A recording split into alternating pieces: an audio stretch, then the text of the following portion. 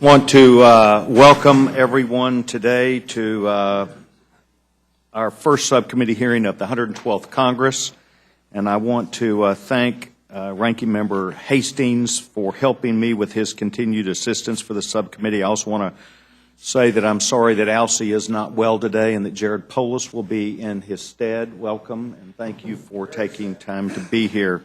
I also want to thank the young chairman of the Rules Committee, David Dreyer, who is an energetic proponent for biennial budgeting and is a sponsor, the lead sponsor of this measure that we're considering today. And I think that as we hear from David and others on this panel, we will see where this is an idea that not only has great merit, but one which we should be moving forthrightly through this Congress. This hearing before the Subcommittee on Legislative and Budget Process will examine H.R. 114, the Biennial Budgeting and Appropriations Act of 2011. Biennial budgeting has been a topic of reform since 1977 in the United States, and we will see the interest that surrounds that and the ideas which I believe today make it very important for us to discuss for not only the success of our budgeting process, but the success of the American people. Perhaps John Adams may have exaggerated a bit when he said, and I quote, "But when progress has been made, it has been because policymakers have absorbed lessons from past experience and applied them in ways that have improved our processes for governance." Ladies and gentlemen, that is a good quote, and we should learn from not only the past, but also good ideas for the future. The budget process can be an effective tool and, in fact, should be done more effectively.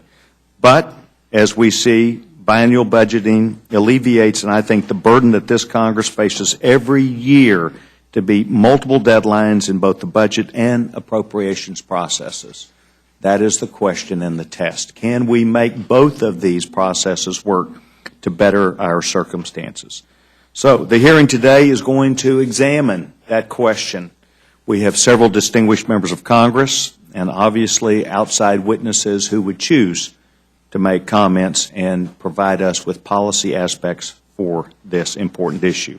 This hearing is not intended for the analysis of budget specifics, funding initiatives, or priorities, but rather to step back and to look at the budget process and to look at recent interaction between the houses of Congress with the executive branch and to find out where we can be more effective in this process.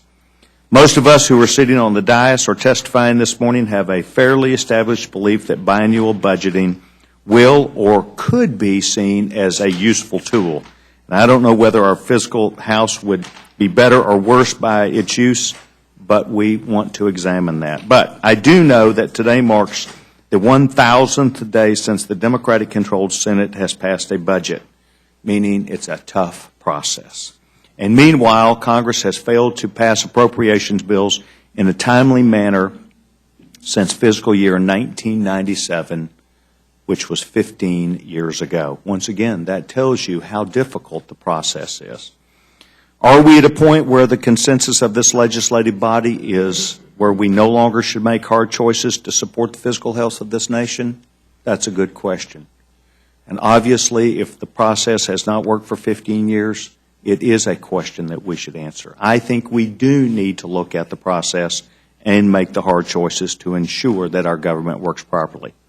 Do we employ further reforms such as biennial budgeting? In an effort to reverse the course of the last 1,000 days, I would say we should build in some process that works well and that the American people can count on, as well as the two bodies, as we move forward. I understand all too well the need for ideological attentiveness. I do understand that we have and see things from different lenses and different angles. But at least the current House leadership has put forward ideas allowing for a deliberative process. On January 17th of this new year, Majority Leader Harry Reid's Deputy Chief of Staff and Policy Director all but admitted that Senate Democrats would again not even begin the work on a budget in the Senate. I think that is a betrayal of congressional process. I believe we need a clear record that the American people can have confidence in and that both bodies should find a way to work together through proper planning. Most importantly, we must become more efficient as a government. And I'm a co-sponsor of H.R. 114 because I believe that utilizing the same long-term planning, just as I did in the private sector for 16 years, allows us to prepare more effectively for the future. If we intend for government to be effective and efficient, we need to give them not just the tools, but the money and the authority to work properly. The Congress cannot direct this country on a day-to-day or month-to-month existence, focusing not on the best fiscal practices, but really just on the short-term needs of the two parties. Longer federal contracts provide the best opportunity to save taxpayers' dollars and dedicating more time to oversight. However, we have effective people in our government who can manage their business. We need to give them the tools to where they can do that and make long-term decisions in the best interest of not just the American people, but the taxpayer also. I believe that at a time of skyrocketing debt and unparalleled spending, we must look for other solutions. We must look above the deadlock of partisanship that has mired our budgetary process, and we must make progress. Biennial budgeting may be just one of those solutions, and I will commit that this subcommittee will continue to pursue not only this idea, but other ideas or plans that others, members of Congress or those outside of Congress have. I'm looking forward to listening to our colleagues and experts so that I can hear their testimony. And obviously, I want us to know that Chairman David Dreyer has pushed this idea for many, many years, and he today has made sure that he would make himself available for any remarks and to help us to understand his great ideas. So at this time, I would like to, if I can, defer to the gentleman, Mr. Polis. Thank you, Mr. Chairman. I join Chairman Sessions in welcoming our distinguished witnesses here today. Thank you for appearing before our subcommittee hearing on H.R. 114, the Biennial Budgeting and Appropriations Act of 2011. So welcome to our subcommittee. Again, I think that this idea certainly has some merits. I, however, don't believe it's a fix-all or somehow remedies all the problems we have with our budgetary process. And certainly, while it has advantages, it also has disadvantages, and I look forward to exploring those here today, and many members will benefit from this information because I think it will be a close call between the advantages and the disadvantages that we will explore over the course of this hearing. Ultimately, it doesn't solve the primary issues with the dysfunction around our budgetary process. Doesn't mean that it's not or can't be a constructive step in its own right. Obviously, if this body wanted to, we could agree to a budget in one day or 1 week, but the budget process by its very nature is intensely political. We bring different values to that discussion, and we have vociferous debates about the merits of our respective budgets. Even under this proposal in the off years, Congress would still be required to make necessary changes, consider supplemental spending, and would continue to argue over authorizations and other revisions within the budget. So, too, the fundamental challenge that this Congress has to balance the budget is not affected one way or the other by this particular proposal, and I would hope that Congress and perhaps even the subcommittee can, in fact, take up reforms that would lead to a balanced budget and not just more predictability over time and some of the other factors that this affects. If both parties want to work together to ensure a smooth budget process, they can do so now. They could also do so under this proposal. This does not in any way, in my opinion, lead to a better outcome with regard to budgeting. But again, from a predictability perspective and other factors, we'll look forward to exploring both the benefits and the costs of this particular approach. We know that in a federal budget process we have a political debate, and making the federal budget biennial won't stop those debates. It won't necessarily reduce our workload. It will, for better or worse, transfer some power to the executive branch, which would have additional leeway during the off years, and that's a theme to explore here. We have ample evidence from the states, which we'll look forward to discussing during the hearing as well. It's my understanding that 19 states have a biennial process, some of which only have a legislature that meets biennially. Others have a legislature that meets both years, but the budget process is only biennial. And we'll look forward to receiving and being the beneficiaries of some of the learning from those states that have both processes. My home state of Colorado has an annual budgeting process, but we'll look forward to hearing about the evidence from the states about whether this leads to less time spent on budgeting, less overhead for budgeting, a better budget, a more balanced budget, et cetera. We really should be discussing the ways to use a federal budget to create jobs, support our economy, and balance the budget. And I believe that some structural changes to our budgetary process are needed to lead to a better outcome. Again, this discussion today should be an interesting one. I look forward to receiving the testimony about whether our budgetary process should be annual or biennial. And I'm hopeful that we can subsequently engage in a discussion of some of the more serious issues concerning our lack of success in balancing our federal budget and in getting the House, the Senate, and the President on one page. I thank the Chairman for his time, and I yield back. I thank the gentleman from Colorado not only for his comments. I recognize he has private sector experience where he has seen the attributes of not only necessary and early budgeting, but also perhaps an opportunity to have an open mind that he has.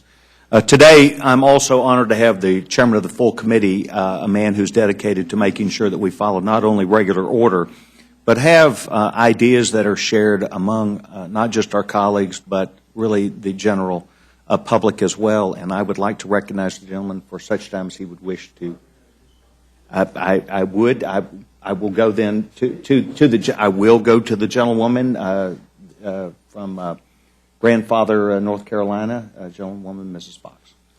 Thank you very much, Mr. Chairman. I agree with you that we should defer to the chairman of the full committee. I have no comments and be happy to hear from Chairman Dreyer. Thank you very much, Mr. Chairman. And let me let me say this is a very interesting perspective, sitting where I am right now. I've never sat in this chair before in my life, I don't think, but it's nice to be here. And I want to just make a couple of very brief comments. I thank you, Chairman Sessions, and Mr. Polis. I think that for the record we should say that Mr. Hastings, who we're sorry is not well, the ranking member of the subcommittee, is an enthusiastic supporter of this issue. And Will the gentleman yield for a moment? I'm happy to yield. No, I'm not sure that characterization is correct. I think okay. He too, like myself, has an open mind, but I would not. I've not received any word from the ranking member that he's a strong supporter of this initiative. I have received that word. If I could reclaim my time, and I've been told that Mr. Hastings is an enthusiastic supporter of the notion of biennial budgeting, and obviously, if he were here, he could speak for himself, and so. Anyway, I've been told that. But if I could proceed, I just in thinking about this issue, I'm here because of a couple of appropriators. One, the former chairman of the committee, who's sitting before us, and the other, a former member and chairman of the subcommittee on Health and Human Services, Mr. Regula. Mr. Young and Mr. Regula approached me probably a decade and a half ago when we were talking about the issue of biennial budgeting. And I was surprised because traditionally there has been opposition from members of the Appropriations Committee on this issue, believing somehow that going to a biennial process undermines the sword of Damocles, the power over the purse, as Madison put it in Federalist Number 48, to do it on an annual basis, and that's the only way to adequately do oversight. When these two great appropriators, Chairman Young and Chairman Regula, indicated to me that they believed that not only could it save money, but it would enhance the ability for the Appropriations Committee to do greater oversight on this issue. And if you look at the 1974 Budget Impoundment Act, I ran for Congress actually 3 years after the 74 Budget Impoundment Act was put into place. And if you look at what has happened since that time, Democrats and Republicans alike recognize that the budget process itself is broken. Steps need to be taken. And we all know that the overused Einstein quote that the definition of insanity is doing the same thing over and over and over again, expecting a different result. The fact of the matter is, how many times since the establishment of the 74 Budget Impoundment Act have we successfully been able to complete the entire budget and appropriations process? Very, very rarely does that happen. Now, I will say that I understand that there are a wide range of views. I've read the opposition. I just last night read the study from the Center on Budget and Policy. I've read from the Council of State Legislatures. There's been a mixed view from that laboratory of the states on this. Some states have gone from annual to biennial. Some have gone from biennial back to an annual process. And so I think that it's important to have an open mind on this. I think it's also important for us to realize that there are a number of people who have been opponents in the past and are now enthusiastic backers. Ed Whitfield and Charlie Bass and lots of other people, I mean, lots of Democrats have joined working together on this issue in the past. We worked with Pete Domenici, the former chairman of the Budget Committee, and you remember, Ed, those meetings that we had repeatedly with Chairman Domenici as we were working to pass this measure, and you do too, Bill, in the early part of this decade. Actually, it was May 16th of 2000 that we got over 200 votes, the highest number of votes that we've ever gotten on any budget process reform measure on the House floor when we offered this as an amendment 12 years ago this coming May. And one of the strong opponents of biennial budgeting has been the current chairman of the Senate Budget Committee, Kent Conrad. Kent Conrad has done a 180-degree. He and I have had several discussions in which he said I was a strong opponent of biennial budgeting, but I believe that it is absolutely essential for us to move towards a biennial process if we're going to have a chance to tackle the challenges that Mr. Polis has correctly raised that need to be done. Obviously, job creation and economic growth are very, very important. Working towards fiscal responsibility is important. Our constitutionally mandated responsibility of congressional oversight is critically important.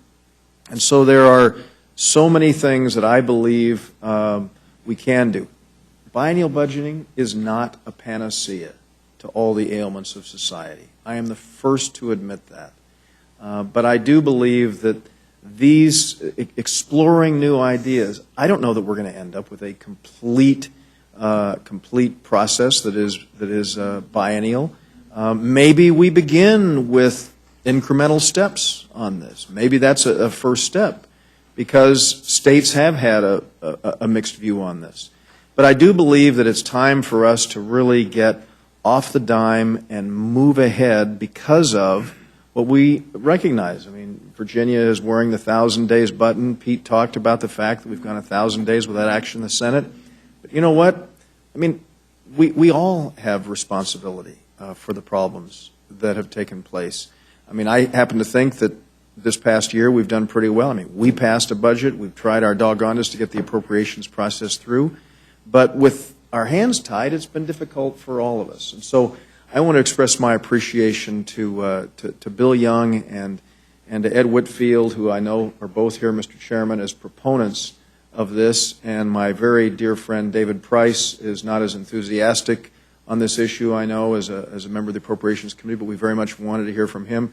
I know we're going to hear from Reed Ribble, who's a member of the Budget Committee and has embraced this notion as well. And Mr. Lilly is here, and I know we're going to have other witnesses. We wanted to have both perspectives, and so you've put together what I think will be an interesting first subcommittee hearing that we've had in this Congress, and I appreciate that and look forward to hearing from our witnesses, Mr. Chairman. Thank you. Chairman Dara, thank you very much. I think that there are perhaps, and if we had given you another 10 minutes, I'm sure you would have alluded to it. I think the American public has a say in how we are seen, that we should understand that the public needs to have confidence in what we do. And secondly, managers of the government, the business of all the agencies, they need the assurance that Congress can not only hear from them, but give them the necessary tools to act efficiently.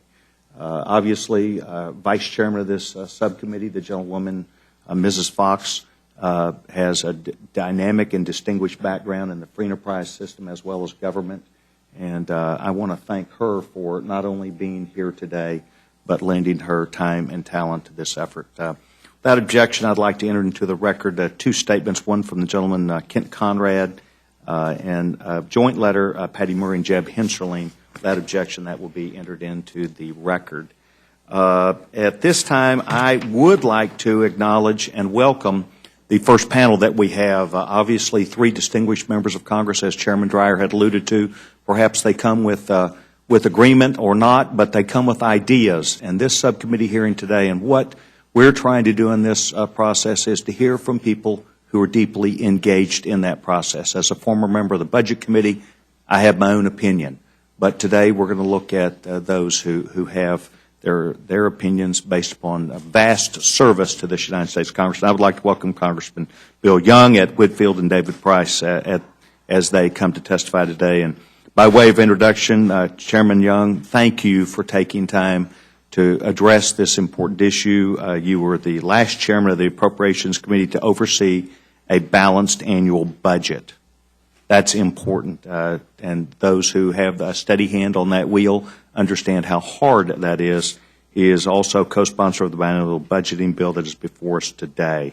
Congressman Ed Whitfield serves on the Energy and Commerce Committee, and obviously he is a long-time advocate for the biennial budgeting and has worked with David Dreyer to introduce H.R. 114. And I'm delighted to have David Price, our friend, who is a well-respected member of the Appropriations Committee, currently serving as the ranking member of the Subcommittee on Homeland Security. Congressman Price is also co-chair of the Democratic Budget Group. So we welcome all three of you. I'd like to acknowledge the gentleman, Mr. Young.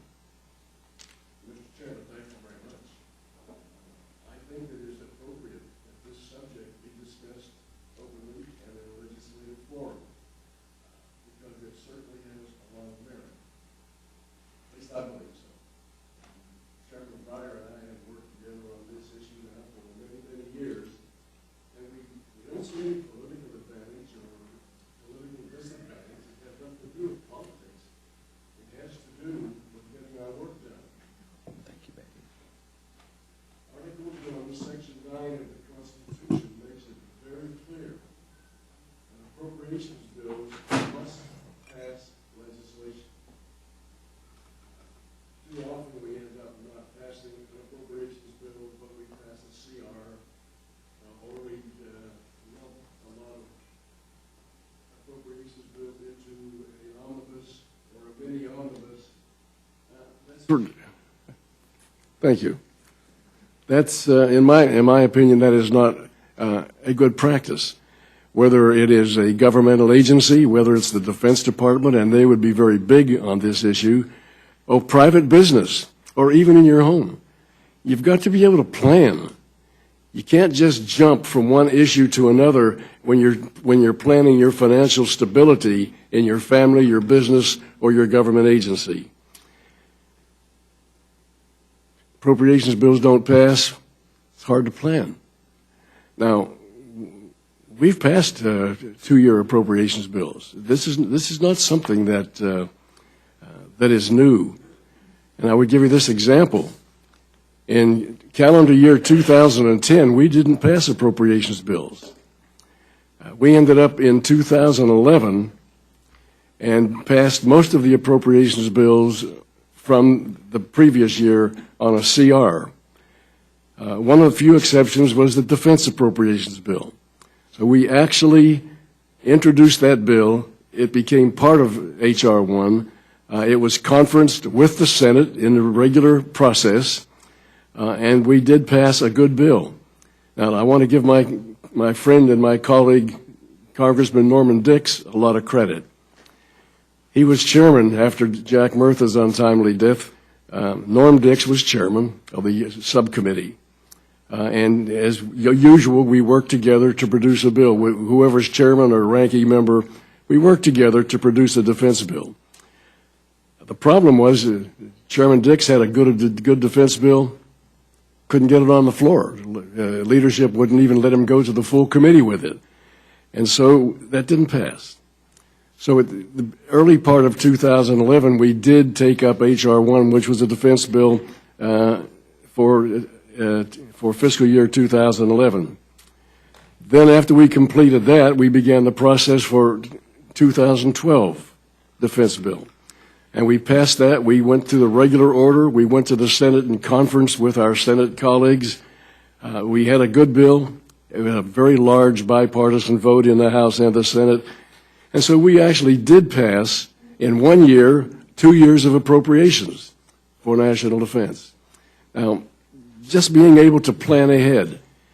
One of the issues that we have in the defense budgeting is you start a project, you stop a project, you terminate the project. Termination costs are very expensive.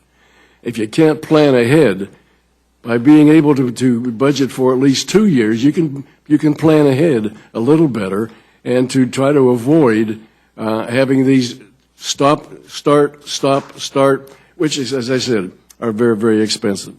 Now, there are some who might think that the Constitution says, well, you appropriate every year. It doesn't say that. To the contrary, I looked very closely to make sure that my recollection was accurate, because I do tend to read the Constitution on a regular basis, especially the part about appropriations. The founders of our great system, our constitutional system, included in Article 1, Section 9 of the Constitution this language: to raise and support armies, but no appropriation of money to that use shall be for a longer term than 2 years. Now, the founders didn't say you had to do it for 2 years, but they did say you can't do it for longer than 2 years, which says to me that they made it possible for a 2-year budget process, for a 2-year appropriations bills. And I think we're on good constitutional grounds to do this. I think the effectiveness of a 2-year budget should be pretty much recognized. But I would just close on this one point, Mr. Chairman. For those of us, especially who are appropriators, we get criticized in the media considerably. Well, why did this happen? Why did that happen? This contract really blew out of proportion, or this contract doesn't work. In order to get the proper oversight, you got to have time. Getting a bill written with all of the hearings, with all of the process of going to subcommittee, going to the full committee, going to the floor, and then going to conference with the Senate, very time consuming. Now, if we had a 2-year process, we could spend 1 year doing the oversight that we get complained about for not doing enough oversight. Well, there's only so many hours in a day. We should do more oversight, and I would like to do more oversight on the subcommittee that I chair. If we had a 2-year process, I could spend a whole year doing oversight and finding out about those problems, hopefully, finding out about those problems that might come back to bite us later on. But when your time concentration is a problem, that's a problem. So you could appropriate 1 year and do a year's worth of oversight, which in my opinion would be very, very cost productive for the taxpayer, and would make a much more efficient federal agencies that could plan ahead a little bit more than they can plan ahead today, especially with the use of so many CRs and a lot of uncertainty in where we're going. That's my story today, Mr. Chairman, and thanks for the opportunity to relate it. Chairman Young, thank you very much, and I'm sure you're going to stick to the process that you've outlined, because there should be a better result that comes from that. I want to thank you for taking time to be with us today to lend your not only insight but the advantages of your service to this great nation, and in particular to the men and women of our military who protect this great nation every single day. Gentlemen, Mr. Price is recognized. Thank you, Mr. Chairman. It was almost a dozen years ago that I testified before this distinguished committee about a proposal very similar to the one before us today. Circumstances, however, were very different. There had been multi-year budget agreements enacted in 1990, 1993, 1997. The economy was doing very well. All this had produced several years of balanced budgets. We were paying down more than $400 billion of this nation's debt. Now it's not the same. Following a decade of net zero economic growth, trillions of dollars in lost tax revenues, 2 unpaid-for wars, a necessary but expensive government response to the Great Recession, and after a year in which, admittedly, the worst of congressional budget politics has been on full display, it's understandable that the idea of biennial budgeting would once again hold some appeal for members in search of solutions to our current woes. I, in particular, have much respect, deep respect for my good friend David Dreyer, who's a champion of this proposal, and no question about his concern for the well-being of our institution. It's as great as any member of this House. But I have to say, I believe this is a flawed remedy, a remedy that might actually be worse than the disease. I am, of course, the first to agree that the congressional budget and appropriations process have eroded significantly. The pressures of divided government, a polarized electorate, the increased use of the Senate filibuster, the general subjugation, I fear, of Congress's power of the purse to partisan political considerations have greatly delayed the enactment of our annual spending bills and have increased our reliance on bloated omnibus packages. But biennial budgeting would do nothing to address the underlying causes of this dysfunction and would likely make matters worse by weakening congressional oversight of the executive, by jacking even more decisions up to the leadership of both parties, and by increasing our reliance on supplemental appropriations bills considered outside the regular order. Most importantly, biennial budgeting would weaken Congress's power to shape national priorities by conducting effective oversight of the executive branch. Proponents of biennial budgeting claim that it would, quote, free up Congress to conduct oversight in the off year. Now, that claim is supremely ironic. For the most careful and effective oversight Congress conducts is through the annual appropriations process, where an agency's performance and needs are reviewed program by program, line by line. That is oversight. It's probably the best oversight we conduct. And off-year oversight would be less, not more effective, because it would be, in a word, impotent, further removed from actual funding decisions. Supporters also like to note that 4 recent presidents, George W. Bush, Bill Clinton, George H.W. Bush, and Ronald Reagan, all supported biennial budgeting. Why are we not surprised? Of course they did. If this suggests that the proposal is not a partisan issue, it should warn us it definitely is an institutional issue.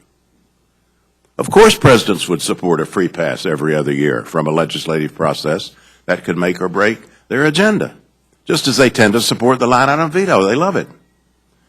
A ban on congressional earmarks, they love that too. And other challenges to Congress's authority vis-a-vis the executive branch. Now, I'm aware of the charge that opponents of biennial budgets are merely defending Appropriations Committee turf. I'm sensitive to that because I'm a senior appropriator. But the annual work of appropriations serves the entire institution and its place in the constitutional balance of power. That's the fundamental truth about appropriations if it works the way it should. And in one respect, it could make the work of appropriations leaders less accountable. Faced with outdated and unworkable funding levels for individual programs in the second year of a biennial appropriation, each federal department will be forced to present the Appropriations Committee with countless requests to reallocate or reprogram their annual budgets. Typically, those requests are granted or denied solely by the Appropriations Subcommittee chairman and ranking members without debate, without amendments, without votes, without public scrutiny. Off-year budget problems that could not be handled through reprogramming requests would necessitate supplemental appropriations bills. We already enact supplemental bills when unforeseen emergency needs crop up after an appropriations bill has been enacted.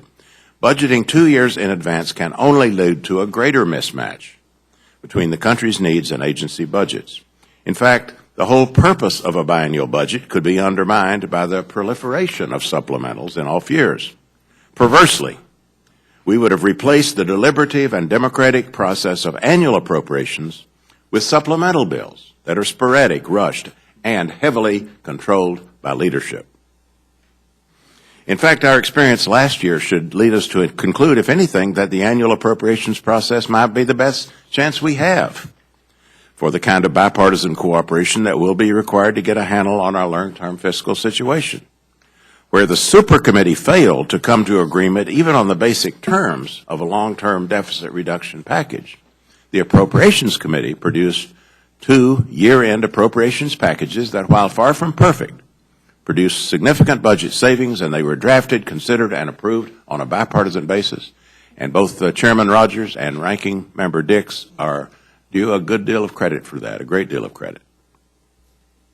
So, for reasons practical as well as institutional, biennial budgeting isn't any better an idea today than it was a decade ago. It would be a mistake to allow recent budget disagreements to lure us toward a supposed remedy that would make the appropriations process less systematic, less flexible, and less potent. It isn't the congressional budget process that's in need of repair. It's our collective will to make difficult and politically costly decisions. So I urge colleagues to reject the siren song of biennial budgeting, to redouble our efforts to address the underlying causes of our long-term fiscal challenges. Thank you. Mr. Price, thank you very much not only for your ideas, but also your voice today. This subcommittee, as well as you know, the Rules Committee is the sounding board for members as part of the process who agree and disagree. And your testimony years ago, as well as your testimony today, is something I believe we have to take into account. With that said, we also believe looking at the issue and the idea to make it better is important. So thank you for taking time to be with us today. Our next witness is from Kentucky, a senior member of the Energy and Commerce Committee, and I want to thank Mr. Whitfield for his long-term support not only of this bill, but really working with David Dreyer as he has moved forward on the ideas to make sure that they're well balanced, that they include not just appropriations members, but also those who are in close association with the commerce of this country to keep it moving forward. There may be lessons learned, but I want to thank the gentleman and would ask that he go ahead and present his testimony now, gentleman, Mr. Whitfield. Well, Chairman Sessions, thank you very much, and Mr. Polis, Ms. Fox, and my friend David Dreyer. This is one of those issues that people do have very strong views on. And I'm really pleased to have the opportunity to testify on the Biennial Budget and Appropriation Act of 2011. I would say that in 1974, when Congress passed the Congressional Budget and Empowerment Act, which was intended to give the President and Congress a timeline on which to base a budget and appropriations bill, that during the 36 years since that time, Congress has met the deadline for completion of a budget resolution only 6 times. And just last year, the House passed a fiscal year 2012 budget. The Senate was unable to act, and of course the Congress before that, that Congress was unable to act. So we've gone for over 1,000 days without a federal budget. And I might also say that according to CBO, Congress has provided $290 billion in fiscal year 2010 for programs whose authorizations have expired. Now, I don't see this as a panacea to solve our economic problems, our unemployment problems, the partisanship problems that we have in the U.S. Congress. But I do firmly believe in the discussions that I've had with a lot of people in my district, recognizing that Kentucky is only one small rural state. But Congress gets such bad publicity when they do not finish their appropriation process, when they do not have a budget. And I genuinely believe that part of the reason people have such little respect for this institution is the fact that every time we fail to do this, and we fail to do it frequently, the national news media totally focuses on the inability to pass a budget, to finish appropriation bills. And I'd ask my staff, evidently the last time that we actually finished all appropriation bills in the House and Senate signed by the President was 1997. We did it in 1995 and 1989. But there's something broken about this system. And I have the greatest respect for my chairman of the Appropriation Committee, Mr. Rogers of Kentucky, and Mr. Price of North Carolina, and all of them who serve on the appropriation process. But I genuinely believe, in my view, that the appropriators drive the Congress. Now, we all know that leadership can do anything that it wants to do, and I can't imagine the leadership of the Congress being any stronger than it has been in the last 6, 7, 8 years, because the leadership controls everything. But in my view, this gives opportunity. One of the things I find so frustrating, I've talked to a lot of appropriators, not Mr. Price on this issue, but talk about how when they're unable to finish their appropriation bill, they go in an omnibus bill or they go to a supplemental or whatever, CR, whatever.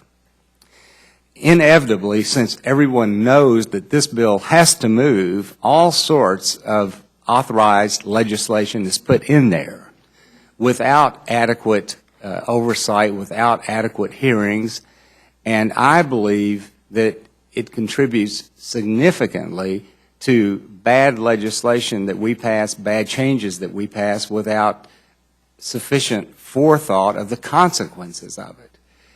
And if you have, as Chairman Young said, the people who wrote our Constitution certainly had in mind that we could go to 2 years if we wanted to. And there's no question with the complexity of government today, with the amount of money being involved, I would think the appropriators would love to have an opportunity to 1 year focus on budget, focus on appropriation, and then next year do their oversight, which would also give the authorizing committees more time, because every single year the whole Congress, the whole administration is caught up in the budget process, the appropriation process. And as I said a while ago, I genuinely believe that this is a major reason why the American people have such little respect for the United States Congress as an institution. And I know it's not a panacea, but Mr. Dreyer mentioned that in 2000 we did have the vote, and I remember how pleased we were that Mr. Young, as chairman at that time, voted for the legislation. The vote was 201 to 217. And I do remember some certain Democrats who were really quite vocal at that time. Mr. Doggett of Texas was one. Mr. DeFazio was one. I remember Bobby Clement of Tennessee, who's no longer with us. But, I mean, I could talk about this issue for a long time, as I know all of you could, and I'm delighted that some of the freshman members are going to be here testifying today, too. But I do thank the Rules Committee for providing us an opportunity, because whether we go to a biennial system or not, I think it is important for the American people to at least have the debate and have the transparency of what is perceived to be the problem by many of us. And with that, Mr. Chairman, thank you for the opportunity to be here. Mr. Whitfield, thank you very much, and for each of you who have taken time to be here today, I want to thank you for your words. I also would know that you have written remarks, and I would ask, without objection, that those be entered into the record, and want to thank you. I would go first to the gentlewoman, the Vice Chairman of the Committee, Mrs. Fox. I just want to say that I've learned a lot this morning from the presentations that have been made by the panel members. It's been very enlightening, and I want to thank you all for the effort that you've put into working to improve the process that we're working under. I think we have a lot of work to do to educate members as well as the public about our process and about the challenges that we face. So I just want to say thank you to you all for what you're doing. I think, as the chairman said, as Chairman Dreyer has said, I think it's important that we hear all the perspectives that are out there. And I think that the hearings that this subcommittee is going to hold and that the Rules Committee will hold also will help bring to the fore some important issues that we need to be dealing with. It is distressing to me that we see the polls that say Congress is held in such low esteem.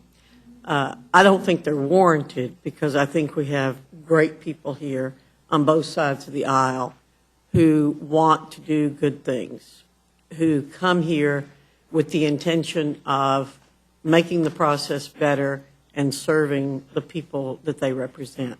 So I hope that we can do some things that will improve our status in the eyes of the American people, but because we learn how to do things more effectively. So thank you, Mr. Chairman. I thank the gentlewoman. Mr. Polis? I just have a couple of questions for the panel. First, I'd like to ask Mr. Price. I think one of the items of discussion is how this proposal changes the balance between the executive and the legislative branch. What powers, or in practice, do you see as being transferred to the executive branch if this becomes the way that we do our budgets? Legally, no direct transfer of powers would occur.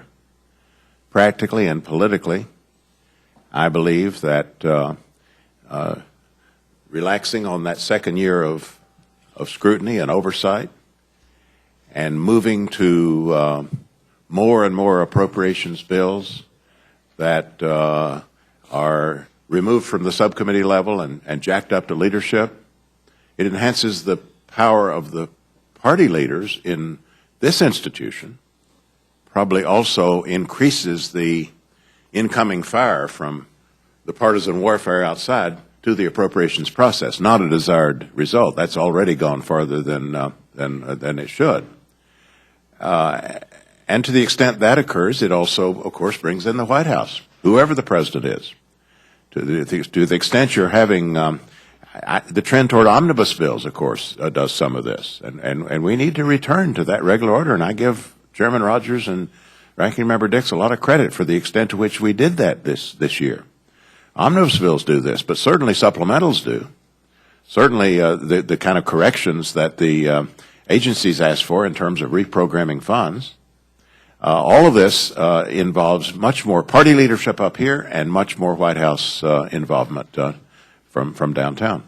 Thank you. A question for Mr. Whitfield. You mentioned that something's broken about the system. I think, with the statistics you indicated about the relative rarity of a budget ever being agreed to, I think we all agree that the system needs to be improved. But it seems to me that, what's being discussed here today is saying, well, let's parade our failure less often in front of the American public. I think you mentioned that perhaps the yearly failure kind of feeds into the perception of the American public that Congress is dysfunctional. To show our failure off half as often, you argued, could potentially help improve the reputation of this body to get things done. Isn't it more important, though, to actually enact reforms that lead to a more successful outcome, whether that is a annual or biennial success? Isn't that more successful? And do you see this proposal as leading to a more successful outcome or just parading our failure less often in front of the American public? I see this proposal as leading us to be more able to complete our work. I don't view it as displaying our failures less often.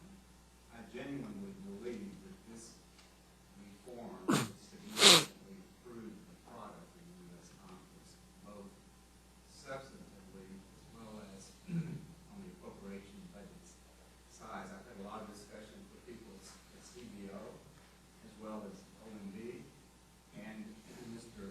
Price is right.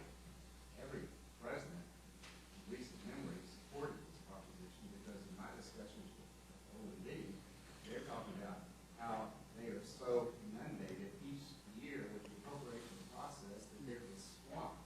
And if they could do it over 2 years, recognizing some kind of some urgency with that meeting, that I just feel like it would free up the Congress. We wouldn't be clogged up every year with this race to finish the job. So I genuinely believe it would improve the product of the Congress. Thank you. And Mr. Chairman, I'd also ask, as is customary, that we keep the record open for 24 hours to allow Mr. Hastings to submit a statement. Without objection, we will hold that record open. I thank the gentleman. Mr. Chairman, I'd like to just add this one quick word. I don't want to parade our failures. That's not what I'm about. I want to prevent our failures. I want to get the job done. And that's what I think we were all sent here to do. So parading failures, unless you just want to run against Congress and say, gee, look how bad they are, I don't do that, and I don't think it's really good politics to do that, but some people do it. We want to prevent the failures, and we have to work together. This is not a political thing. This is not a partisan issue. I don't have any political interest in how we do this. I'm just thinking of a way to get the job done more efficiently for the Congress, but also for the agencies that we appropriate for, and especially, in my case, the Department of Defense. That's one place we just don't want to get a lot of inefficiencies and make a lot of mistakes. Mr. Chairman, I'm going to give my comments in just a minute, but I think I read your text, and those were just words as opposed to writing them down, but I completely agree with you, and that's, once again, why we're here and perhaps why a man with insight who aims at trying to make it a better process, we're glad you're here. I'd like to recognize, if I can at this time, the gentleman, Mr. Dreyer, Chairman of the Rules Committee. Thank you very much, Mr. Chairman, and let me first say that I look forward to reading Mr. Hastings' statement that he, as the ranking member of this subcommittee, will submit for the record, and if I exaggerated his level of enthusiasm support, I was under the impression that he was supportive. But I think that Mr. Young makes a very important point.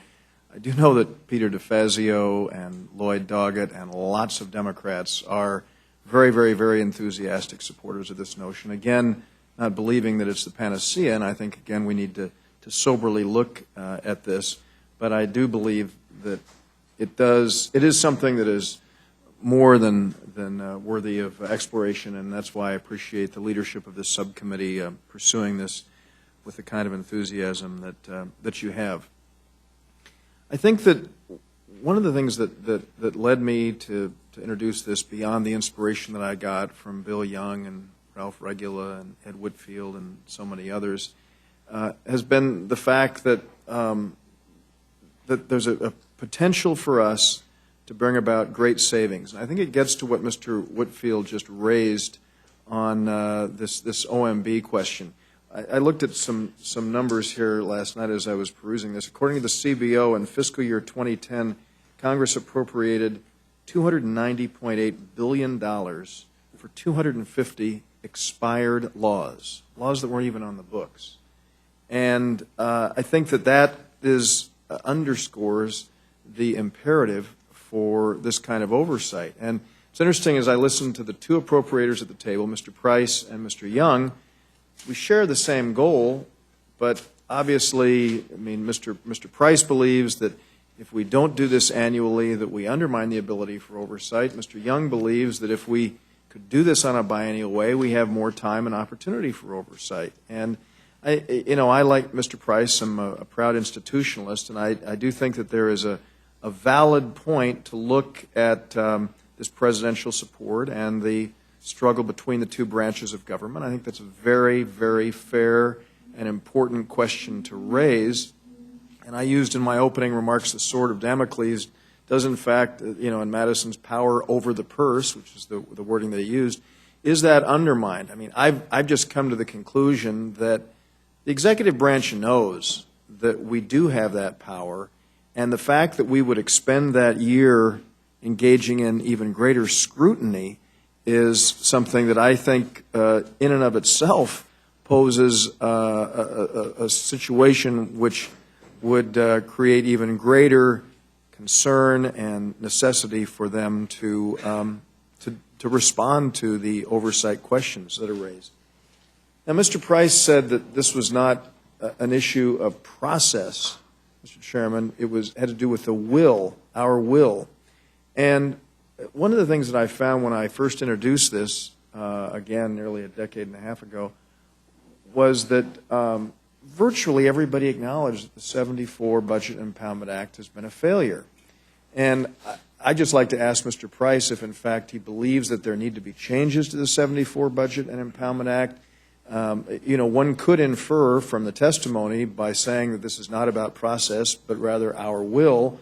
One could infer that you believe that we don't need to make changes. And what I'm trying to do is I'm trying to explore and look at ways in which we can do this. Mr. Whitfield correctly pointed out that only in 3 years since the establishment of it have we gone through and completed the process without continuing resolutions to keep the government over it. So I guess I'd ask the question that, frankly, most of my colleagues, Democrat and Republican alike, have said to me is that the system is broken. What do you think? I'm not a huge fan of the budget process, and I think in many ways it does not serve us well. I believe, though, that the heart of the system and the heart of the power of the purse remains appropriations. And I see nothing in the biennial budgeting proposal that would really change the way appropriations is working, except just to cut the process in half. In other words, I don't see anything here that would make it easier to adhere to the regular order in terms of subcommittee performance, the hearings, the markups, the reporting and passage of bills. They'd still take place in that same 9-month time frame.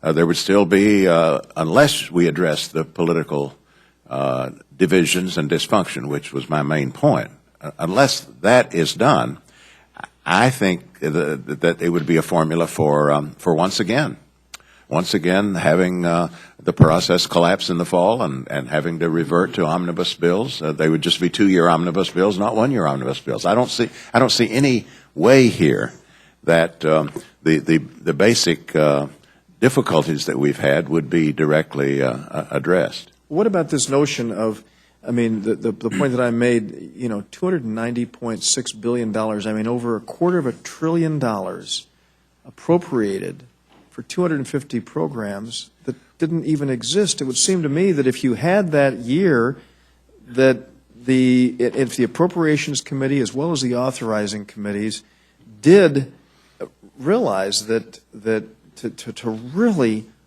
as Mr. Young has said so well, to really hone in on these issues and ensure that we very, very, very carefully expend each taxpayer dollar would be. I remember Ralph Regula telling me about just the potential savings. I mean, if we're talking about fiscal responsibility, the one that Ralph, you remember this bill, used to regularly point to is energy costs.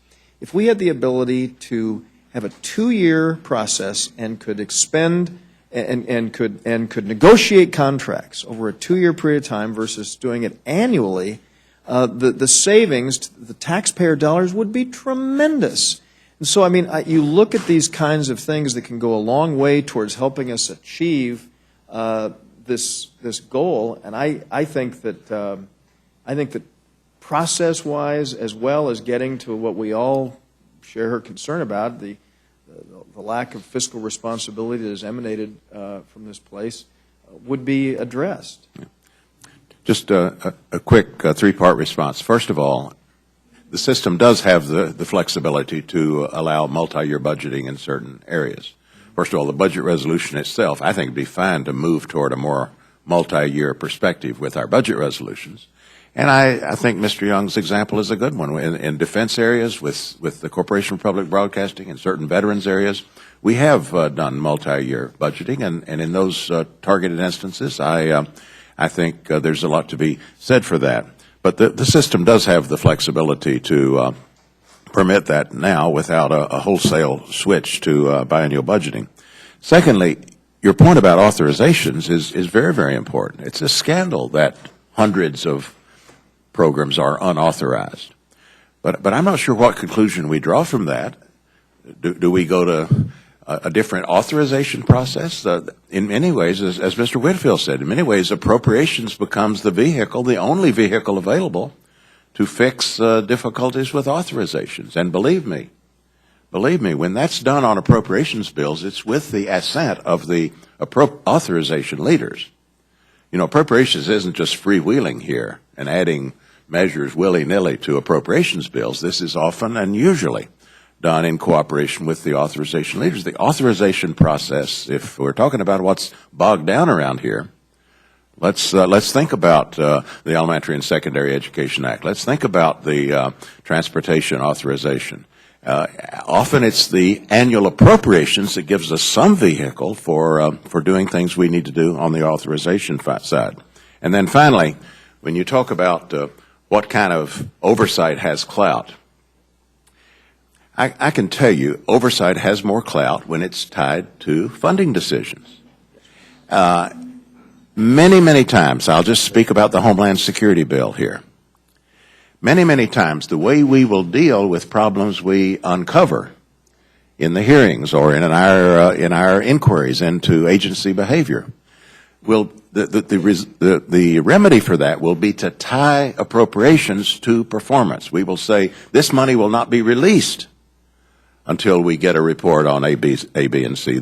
I would argue that you're not actually giving up that power, though, because the notion that somehow the Appropriations Committee is just folding is a preposterous one, because there still is going to be, even though it doesn't exist at that moment, you still have that power over the purse, as you correctly say, which is there. You're just saying it needs to be done immediately, and I think what Mr. Young and Mr. Woodfill are arguing is that expending more time on this oversight, well, they know full well that they're going to have to contend with the question of their funding process through you down the road. I mean, you want it to be closer. We're saying that to have a little more leeway would actually enhance the final product. Well, all I know is that we have a very full hearing schedule on the year that we're appropriating, which is every year. Right. I don't think it would be or could be much fuller in the off year. And in answer to your question, of course it makes a difference. If these agencies know that you are writing the bill right that minute, and that there are going to be some things in that bill that they care about in terms of conditions they have to meet, performance they have to display, or that money simply isn't going to be there, you bet that's more powerful. Much more powerful than the implied notion that you might do something about it a year from now. Would the gentleman from California yield? I thought about saying this even before Congressman Price raised the issue of the Elementary and Secondary Education Act, but it certainly makes it even more relevant. I have advocated for a long time that we could do a much better job of oversight of federal expenditures, and I am a huge fan of accountability and having results-oriented projects. We could do that if we studied the Constitution a little more and we do what Mr. Young was saying, go back to the Constitution, and we devolved to the states most of what we do in the federal government now. We would have plenty of time to do oversight if we weren't doing education, health care, and all of those things that are not mandated for the Congress to do by the Constitution. So if we want to have lots of time to do oversight and lots of time to have accountability, then simply get out of doing the things the Constitution doesn't tell us to do. And the Constitution does it. We've got the enumerated powers, and then as an added emphasis, the founders put in the 10th Amendment. And they said, if we didn't tell you to do it, don't do it. It's up to the states and up to the individuals. So, Mr. Price, I think the example you used is a perfect one to say to us, we have no business doing this. We'll never be able to give proper oversight as long as we're trying to run every aspect of everyone's lives in this country. And that's not what we should be doing. If we would do what the Constitution tells us to do and not go beyond that, or extraordinarily carefully go beyond that by lots of, by things that compel us that can't be done by the states, we would be fine in doing our oversight. Thank you, Mr. Chairman. And I'm sorry I have to go away for another meeting, but I will return.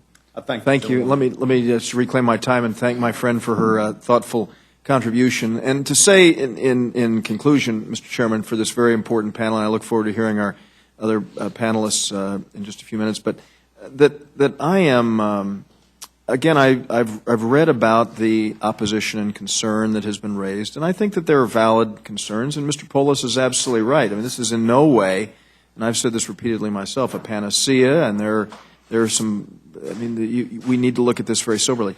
I am willing, I don't know that all the co-sponsors of my legislation would go along with this, but I'm more than willing to look at the idea of exploring something that, again, opponents of biennial budgeting have said is worth exploring, and that is maybe building on what Mr. Young talked about in his testimony, maybe having two or three cabinet-level agencies of the federal government proceed with a 2-year process to see how it works. Because I know, again, when I read the study from the National Council of State Legislatures, and they at the end they go through a litany of those states that have gone from biennial to annual, back to biennial, and biennial back to annual, and they've gone back and forth, and we've had 19 states that have done it. Some have liked it, some haven't liked it, some have moved to just recently to a biennial or in the last several years. So, I mean, again, I think that the idea of experimenting with this idea that has emerged from the laboratory, as the framers put it, that being the states, is something that I'd be willing to support to ensure that we address some of the valid concerns that Mr. Price and others have raised. So thank you very much for that, Mr. Chairman. Thank you again for having this. This is a very important panel, not that others aren't, but to have the wisdom of these three gray hairs is something that I value and appreciate. So thank you, Mr. Chairman. Thank you, Mr. Dreyer. I earned all the gray hair I've got. I, too, have an opinion about this, which I'll give in 1 minute or less, I hope, and that is I believe that this process has given lots of good ideas. I'm for transparency, that the American people would see benefit of what Congress is there and to get their job done. And I think we've heard the gentleman, Mr. Dreyer, talk about there would be seen as no advantage to any party, but rather the advantage to the American people. I believe that they should have confidence in our system. This is simply an experiment. That's all constitutional government is. And if we dwindle down or take advantage of that trust that the public has put us in, then we, in fact, give away our advantage of a constitutional government, the ability to have people have confidence in not just what we do, but the outcome therein. When I was in business, I used to have a vision statement and a mission statement. I haven't spent a lot of time figuring it out on this, but I believe the vision statement should be that, not with respect to this, that it be for no one's advantage or disadvantage, however, that the American people would have confidence in our work product, that we could deliver on a timely basis. And a mission statement should be something to enable the government to spend the necessary and needed resources to run the government efficiently and to follow the Constitution.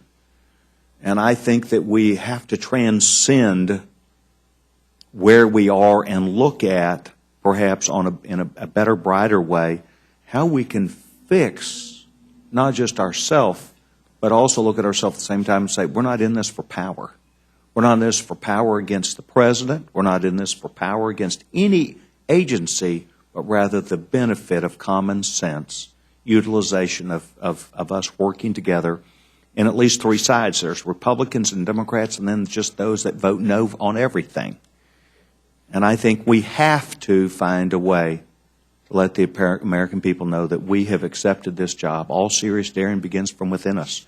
And that is why you are here. You still share the belief, I'm sure, the same reason, Bill, when you were elected, David and Ed, and I know David Dreyer shares this, the same spirit that brought him to Congress resides deep within him today to make the American people a little bit better. I want to thank each of you for your time today, and I will dismiss this group, this panel at this time. I would like to, at this time, welcome a second panel made up of two freshmen who are not only members of Congress in the spirit of a constitutional authority, but come, I believe, with the spirit of what brought them here still very alive and burns deeply within them.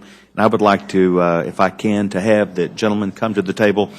First, Congressman Reed Ribble is a member of the House Budget Committee and sponsor of H.R. 3577, the Biennial Budgeting and Enhancement Oversight Act of 2011, who, along with our great budget chairman, Paul Ryan from Wisconsin, will push this idea. His legislation shares many of the goals that I believe Mr. Dreyer's bill has before today, and also the gentleman, Congressman Steve Stivers, who is a distinguished member of this body, is a member of the Financial Services Committee, a bright young voice about ideas that come from those back home who elected us. He is focused on debt and government spending in his first term, and he is a leading advocate for H.R.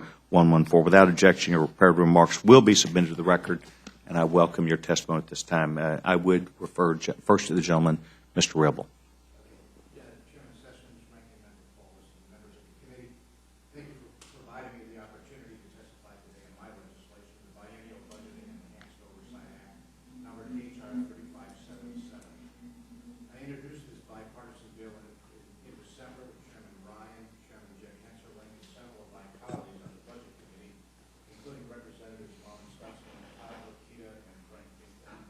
This bill is part of the Budget Committee's broader process reform effort, and it currently has 30 co-sponsors.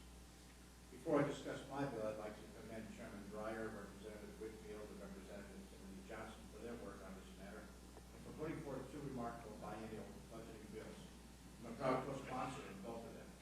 The three of us have taken slightly different approaches with our legislation, but we all support what's important, moving to a biennial budgeting process in order to fix our broken budget system. I look forward to working with these two gentlemen and others on the committee to reform how the federal government spends hard-working taxpayer dollars. I came to Congress just over a year ago with a cynical view of this institution. Having spent a year here, I can report that my view hasn't changed much. If anything, I'm even a bit more cynical today. It has now been 17 years since Congress passed all 12 of its appropriation bills under regular order. We continue to budget and appropriate federal dollars through continuing resolutions and omnibuses, failing to allocate taxpayer money in a deliberate way. With our national debt over $15.2 trillion, we in Congress cannot afford to treat Americans' tax dollars with such callous regard. The budget process is the perfect platform to have an honest discussion with the American people about our spending priorities, but that discussion does not happen with a broken budget process. To put us on the right track, the Biennial Budgeting and Enhanced Oversight Act will help control spending by ending the ad hoc budgeting process while at the same time increasing oversight of how taxpayer dollars are spent. Under my bill, a biennial budget and all appropriations bills covering both years in the biennium would be passed in the odd-numbered years. Congress would conduct oversight and pass multi-year authorization bills in the even-numbered years. Authorization bills would cover no less than 2 years. The basis for my bill was the Spending Deficit and Control Act of 2009, as introduced by Chairman Ryan and Hensarling. This bill contained a number of budget reforms, including a biennial budget. My bill, the Biennial Budgeting and Enhanced Oversight Act, the timetable for the biennial budget and appropriations bills would follow the timetable for the Congressional Budget Act of 1974, with Congress being required to complete a concurrent budget resolution by April 15th. This would give appropriators, I believe, the necessary time to complete their work. The budget timetable is one of the primary differences between my bill and Chairman Dreyer's and Representative Whitfield's bill, as well as Representative Johnson's bill, both of which pushed the date back for Congress to finish action on the biennial budget from April 15th to May 15th. Last year, the House passed our budget on April 15th, meeting the required deadline. Well, I'm sure we in the Budget Committee wouldn't mind having more time to do our work. I believe it's equally important to give the appropriators ample time to complete 12 appropriations bills. By budgeting and appropriating in a calmer, wiser way, we could end the threat of government shutdowns, which we all are too familiar. The Biennial Budgeting and Enhanced Oversight Act would help agencies and businesses to plan their future as well. A biennial budget will allow agencies to plan for multi-year programs and projects, reducing procurement costs. This approach will help businesses that work with the various agencies and need the certainty that comes from a stable budget environment. The federal government has become adept at creating uncertainty for businesses over the years, and this needs to stop. Prior to coming to Congress, I owned my own roofing company for over 30 years. While I owned my small business, I crafted 3-year budgets because I needed to plan for the future. By doing this, I was able to buy goods in an orderly manner and reduce costs. I would have had a difficult time succeeding had I not taken the time to project what my costs would be in the coming months and years and then plan accordingly. If I had run my business the way the federal government spends money, stumbling from budget to budget, the uncertainty would have decimated my company. This is why I decided to introduce the Biennial Budgeting and Enhanced Oversight Act to try to bring common sense budgeting practices to Congress. I thank you once again for inviting me to testify at this hearing today. I look forward to working with members on the committee and on this very important issue, and I'll be happy to answer any questions you have. Appreciate the gentleman from Green Bay being here this morning and lending his private sector experience to his job and performance in Congress. I want to thank you very much. Mr. Stivers? Thank you, Mr. Chairman. I'd like to thank Chairman Sessions and Ranking Member Paulus for allowing me to testify. I'd also like to thank Chairman Dreyer and Representative Whitfield for their work on H.R. 114 and Representative Ribble for his work on H.R. 3577. I'm a co-sponsor of all those bills. Just as a matter of background, before I came to Congress, I was a state senator for 6 years in Ohio, where we have a biennial budget. I was vice chair of the Finance Committee in Ohio, which has the same jurisdiction as the Budget Committee and the Appropriations Committee rolled into one in Ohio. So I have some background working with biennial budgets, and I can tell you from a perspective of somebody who's done it in a state that's fairly large and complex with a $50 billion 2-year biennial budget, it can be done, and there are advantages. And I've looked at some of the background from some of the folks who oppose this as well, and they talk about some of the planning and other problems. I did not experience any of those. I did experience that it worked. Ohio balanced its budget. Ohio made tough choices. Our current budget process here in Washington is broken, and I think that's evidenced by the fact that we haven't had a budget for 1,000 days. We've been operating under continuing resolutions for multiple years, and the last time that the budget process worked as it was scheduled to was fiscal year 1997. Just as a way of looking back, that was 15 years ago, and I was 31 years old at the time. All of us were a lot younger back then, but that's a long time for the process not to work. Even before I came to Congress, I advocated for a biennial budget, and I think that the bill that Chairman Dreyer and Representative Whitfield have would fix the process, although not be a panacea. As I said, in Ohio we have a biennial budget. 19 states have biennial budgets, including Ohio and Texas, that are fairly large and complex.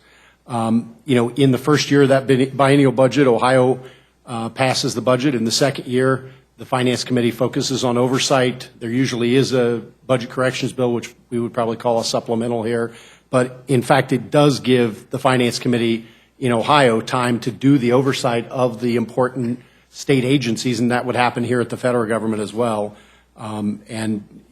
Just like at the federal government, that state budget is broken into 2 separate annual budgets, but we pass the biennial budget and it works.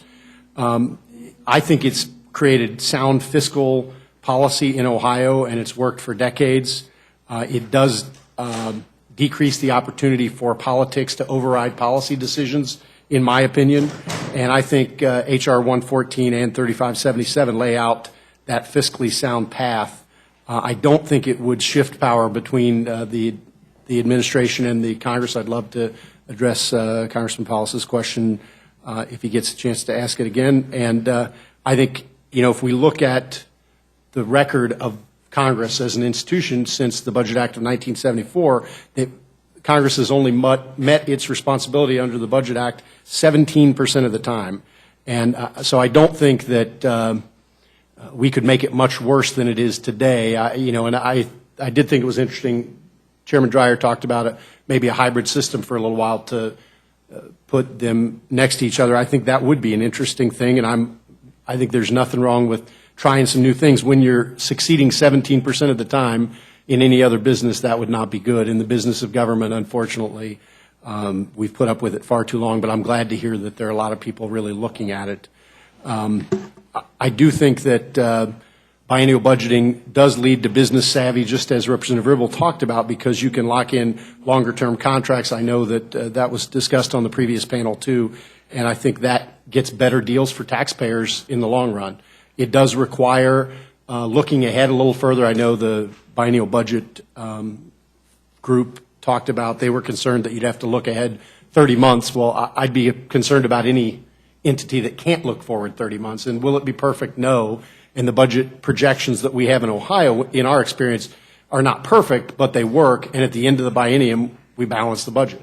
And so it does require some work in the second year, but I don't think the appropriators would have a problem with working in the second year. They're doing it now, and I think we can make that work. The other thing that some people bring up is, there might be a loss of ability to respond to natural disasters, national security, or other events. There's nothing in a biennial budget that prevents supplemental or budget correction bills, just like we do today. I don't think they're any more prevalent than they would be in an annual appropriations process. And of course, let's again bring out that annual appropriations process is broken, and we end up with continuing resolutions more often than not where we don't actually set the budget priorities, but we just continue on the spending decisions of previous Congresses, and I don't think that's good for the people or our republic. So while I don't think biennial budgeting is a panacea, I do think it's a step in the right direction, and I think it can give us another tool in the toolbox that will work. It's worked in the states, including my home state of Ohio, where I have experience, and I hope we'll continue to look at it in some form or another. And I don't claim to come here with all the answers to all the questions, but if we can work together, I think we can find a process that will actually be good for our republic, good for our taxpayers. And I don't think it's about not parading our failures in front of folks. I think it's about moving towards success, and that's what we should be about. And when our success rate is 17% on budgeting, successfully completing the required tasks in the 1974 Budget Act, that's nothing to brag about, and I think there are things we can do to fix it, and I think this is one. Again, I want to thank the chairman and the ranking member for allowing me to testify. I look forward to answering any questions that any of the members may have. Your voices, strong as they are today, it's my hope that you will not have to look back 10 or 12 or 15 years, as our previous panel did, and say, I gave testimony 15 or 17 years ago about this idea. I think your ideas are very appropriate for today, and so keep your words today, and let's see if we can move this idea along. Mr. Dreyer? Thank you very much, Mr. Chairman. Let me just express my appreciation to Messrs. Ribble and Stivers, both of whom, as new members, bring a very important perspective. The perspective of the private sector that you bring, Mr. Ribble, is an important one, and as a senator in that laboratory of ideas, as I mentioned earlier, as the framers put it, of a state that has taken this issue on and done so with a great deal of success, is something that I hope we can learn from here. And I'd like to think that the legislation that we put together does allow us to do that.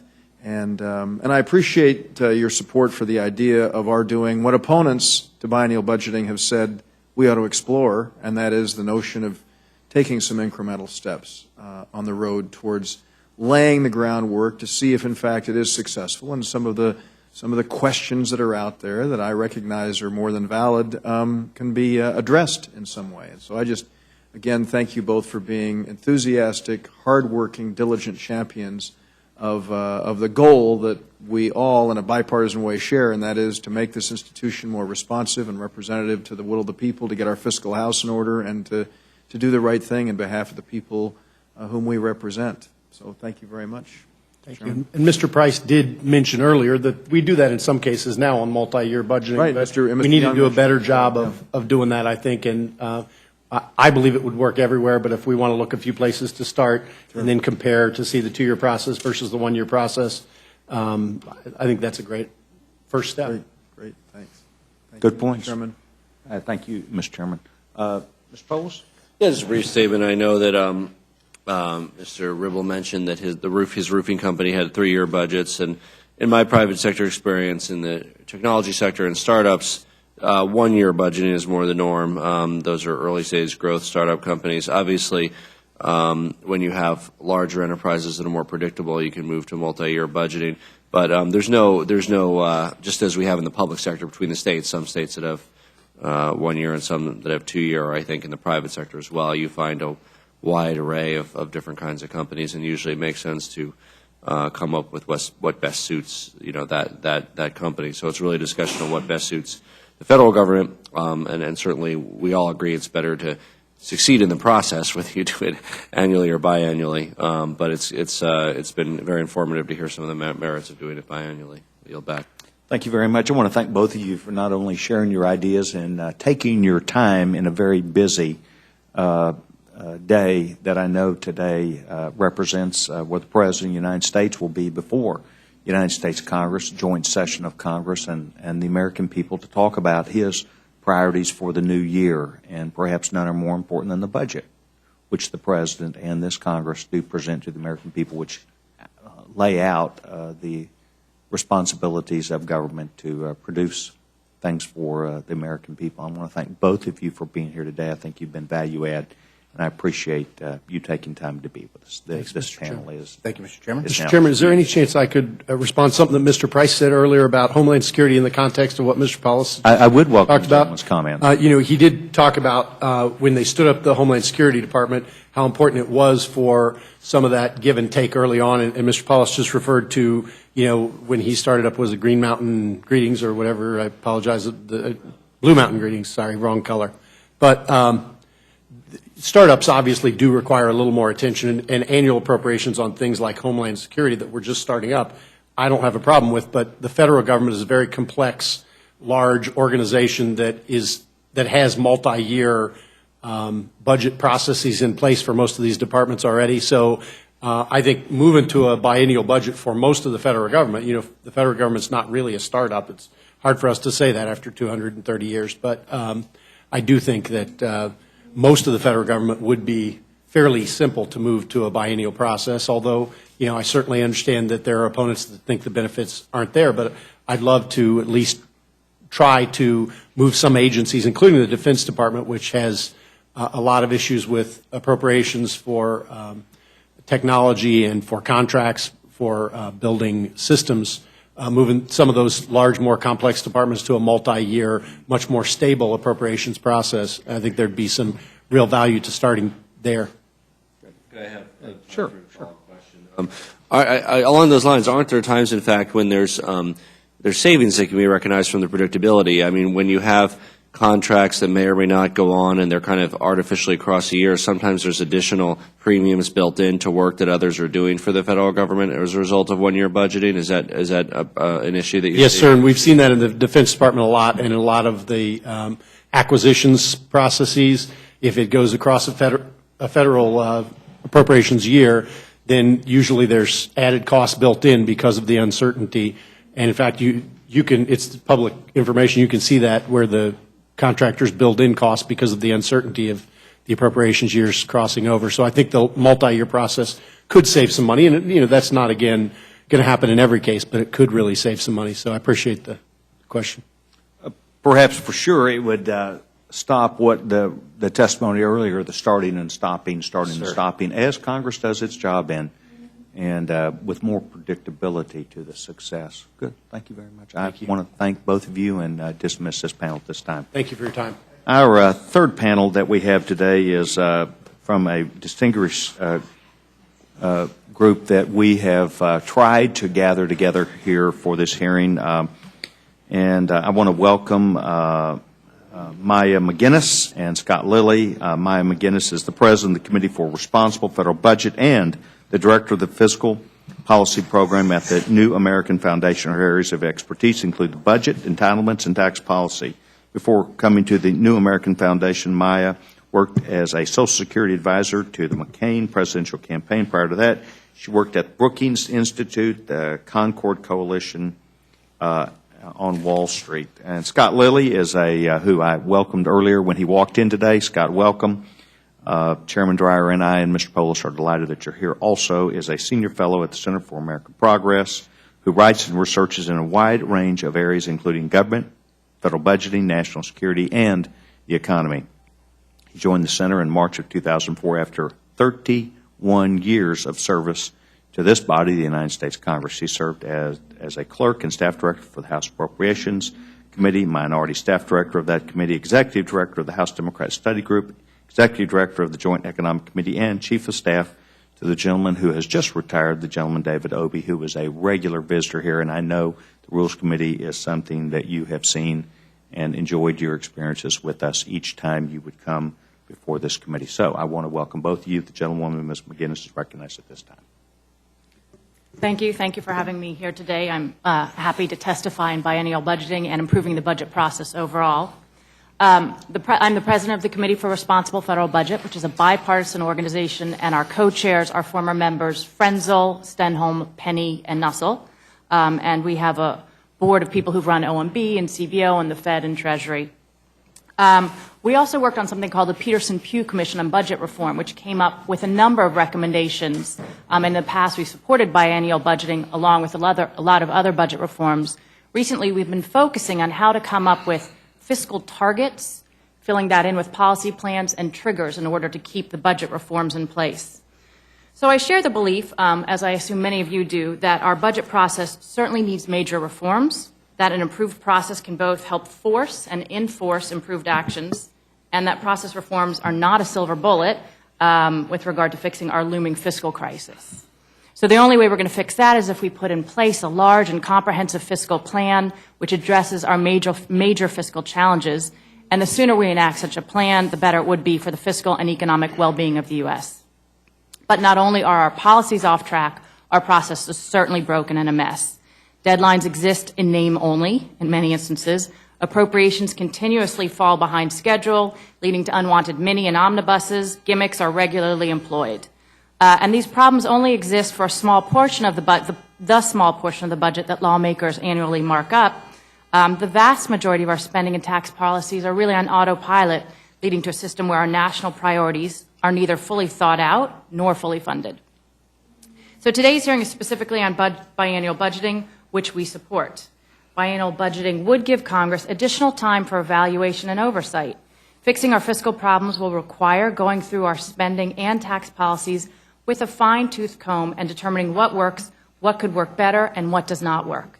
In addition to giving additional time, Congress would have more of an ability to conduct the type of needed oversights and work them into the budget process. Right now, we collect an awful lot of information through evaluation and oversight, but it isn't really incorporated into the entire budget process. So in a time of limited resources, this will all become essential, and we just cannot afford wasteful spending when we're being forced to cut back on priority spending and increase revenues. A longer process would also provide more of the stability that we certainly need in our budgetary environment. We should also consider, and this is something we've recommended in our recent reports, multi-year budgeting. In that right now the country really does need a fiscal plan that will get us to sustainable debt levels. That's going to take certainly a decade, if not more, to bring us back to, say, the neighborhood of the mid-60s debt to GDP, and then over time back to our traditional levels of below 40% of GDP.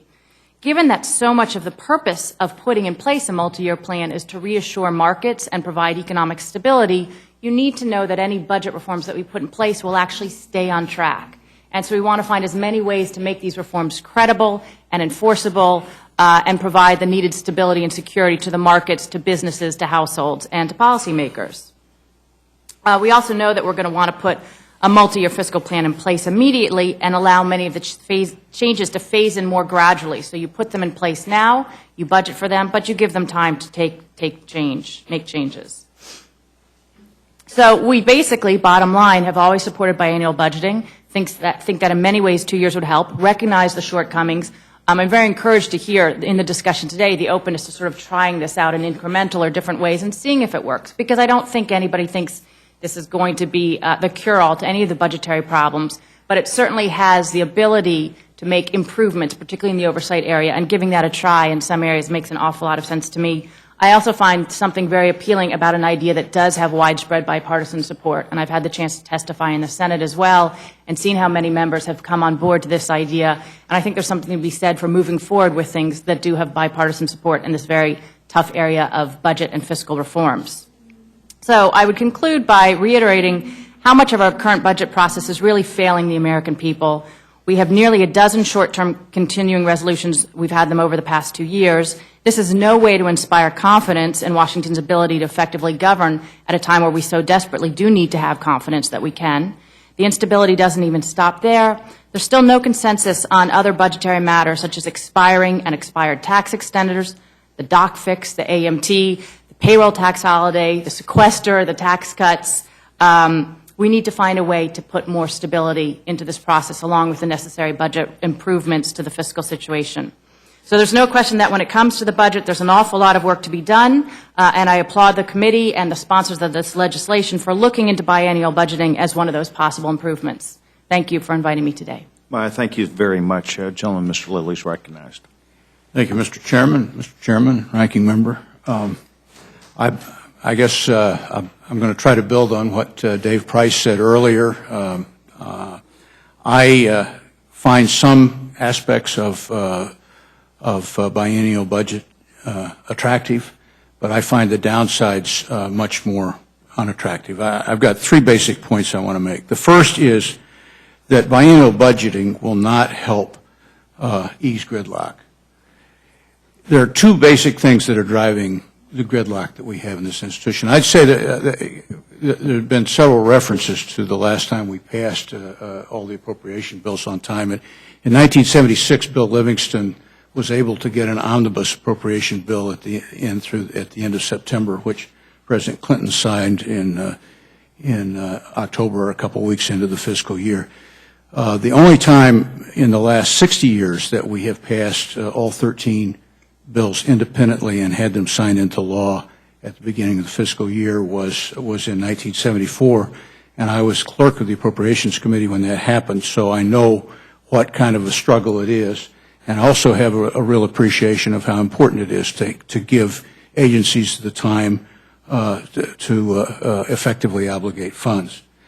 But having said that, I think what makes it impossible for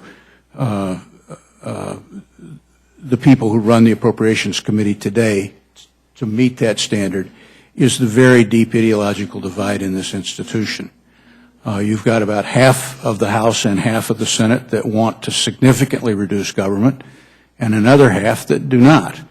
And that is not something that process can solve. I think biennial budgeting simply ups the stakes and makes compromise more difficult. Very often when we have had trouble moving appropriation bills, we agree to a shorter time frame in order to get a greater consensus and more time to argue, more time to resolve differences. There's no question in my mind that that is what would happen with this. A 2-year appropriation is much higher stakes than a 1-year appropriation. Furthermore, there is a lot more time to maneuver. If it's for 2 years and you end up arguing for the first 12 months of those 2 years, you really don't hit the brick wall. Repeatedly, there has been an attempt to move the brick walls that the legislative process faces in order to resolve timing differences. That almost never works because it is the brick wall that causes Congress to ultimately act, and I think that's what you face here. The second thing that I think, and I'm amazed that this discussion hasn't gotten into this, the real problem with appropriations through the years has not been in the House at all. Even when the House had less ideological divisions, it has been the Senate that has failed to act. Time and time again, Chairman Young and Chairman Lewis were able to move all of the appropriation bills through the House in the month of June, or at least by the middle of July, only to have them languish for months and months in the Senate. Now, a perfect example of why that happens is the 2010 Energy and Water Appropriation Bill. Bill passed the House overwhelmingly, went to the Senate with broad support, attempted to bring it up. There was a hold placed on it. The majority leader tried repeatedly to get the hold lifted. Finally, at the end of July, just before the August recess, filed cloture, was able to wait the amount of time and collect the number of votes to move that bill, which then passed 85-7. Now, if you have that repeatedly, you just simply can't get the bills through, and that is, with the leadership of both parties in the Senate, the problem they face. They cannot move legislation. This has always been possible under the Senate rules, but until the last decade, it was never practiced. So unless the Senate changes those rules, and I did a proposal last year for different Senate rules, no matter what the House does, you are going to end up languishing appropriation bills and not acting, and it will only be when you have finally hit the final end that the Senate will turn around and say, okay, we didn't bring these bills up, but we will agree to an omnibus that we put together. And I think you just have to face that problem. And I think it's destructive to reaching a solution to that problem to pretend like there's another problem. There isn't another problem. It's the failure of the Senate rules to allow the Senate to act in an expeditious manner. Now, the second thing I think is important here is we don't have enough information to reliably make intelligence decisions about spending levels this far out. Let me give you an example. We're going to start spring training in about 3 weeks with the pitchers and catchers reporting. That's about the same time that the budget officers start going to meet with section chiefs throughout the federal government. They're not going to be working on the budget that will take place or go into effect at the time of the World Series. They're going to be working on the budget that will go into effect a year from that.